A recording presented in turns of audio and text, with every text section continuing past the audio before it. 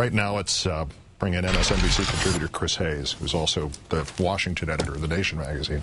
Chris, I don't know where to start with this. Would you just weigh in on what we've just seen? Well, I mean, I think the most important thing for everyone to understand is that this is what austerity looks like. We talk a lot in this country, and now that there are all these people that want to impose austerity measures, talk about shared sacrifice. What actually happens under a regime of austerity, and we're seeing it across the world, and we're seeing it in the state level here, is that the pressure is brought to bear down.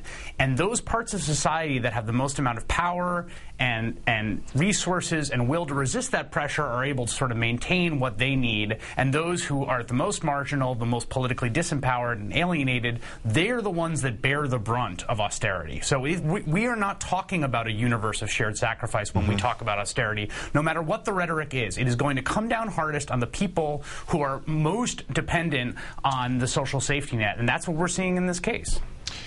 There is a Republican lawmaker in Arizona who's saying they made these decisions on these 98 people based on bad data. How, in God's name, does someone like Jan Brewer refuse to call a special session of the legislature under those circumstances when the information is on which this minimal amount of savings, which could cost 98 lives in that state, is obviously wrong, even by the analysis of people or one person who voted for all of this? I think the short answer to that, well, two answers. One, I have no idea. Yeah. But if I had to guess, what I would say is that the political calculation is that the people who are impacted by this small number of people who don't necessarily have resources, and thank God there's some publicity for it now, that they are not going to take political flesh from her, right? That she's not going to pay a political price for this. And I don't want to get too sort of abstract here, but like, we live in a country right now when banks have to run to the federal government. We rush and we drop everything and we pass a bailout, and they're going to go and have record bonuses this year. Meanwhile, at the same time that billions of dollars of bonuses in Wall Street are happening, what's happening in states around the country, this is an extreme example, but the social safety net is being gutted in states around the country for people that don't have the lobbyists in Washington that Goldman Sachs have.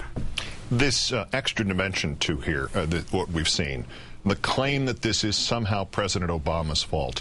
What kind of person can possibly cobble together enough of a rationalization to say that a program that the local Republicans were trying to pass early in 2009 is somehow can be pinned on the other party politically? Yeah, it's preposterous and it's flat out untrue, right? It should also be noticed that there's about $30 million, it looks like, in the discretionary fund from the Recovery Act in the governor's account that she could actually apportion as she'd like. It should also be noted that it's the Democrats who have been pushing. They pushed in the Recovery Act, and the Progressive Caucus now is pushing to come up with aid to states so that they don't have to make choices like this, so that while we're in this recession, they can close their budget gaps and not impose these sort of draconian measures on the most vulnerable members of society. So what it is a weird Orwellian reversal. It's the Republicans and the right that are preaching austerity. It's the Democrats and progressives who have been saying, no, austerity is not the route to go down when we're under the conditions we're in.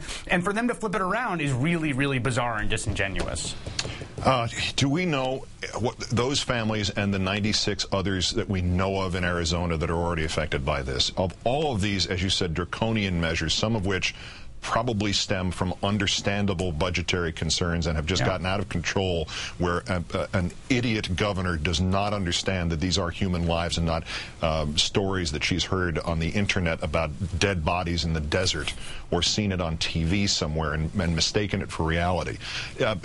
Is this the worst? Is this the bottom of the barrel at this point, or do we know of instances where there are more people's lives at risk in other states, or more draconian, horrifying measures that we're going to find out about in the next 6 months? I mean, look, this is the bottom of the barrel at this point, but we're going to see around, I mean, we haven't seen the worst of it yet because of the Recovery Act. The Recovery Act passed in 2009. It had aid to states for 2009 and for fiscal year 2010. The worst of the worst is going to happen in 2011. These budget deficits are in the state level are only going to be worse. You already hear Texas talking about getting out of Medicaid altogether, right? So you're going to see, particularly in states that have Republican governors, but I think across the board, you're going to see some some really gruesome cuts being made. And the final point I'd make is this. We have a debate about rationing health care all the time. We had it during the Affordable Care Act. All health care is rationed. It is a question of how is rationed. It is either rationed by price or it is rationed by some other entity. It's rationed collectively through the state or a mix thereof. But we don't, if you have hundreds of millions of dollars, you can pay for any health care you want, right? So the question is, what does a just society do with this problem? And I think staring this in the face shows us that this is not the end that we want. Chris Hayes, Washington editor of The Nation, thank you kindly for being with me on this today. Really appreciate it.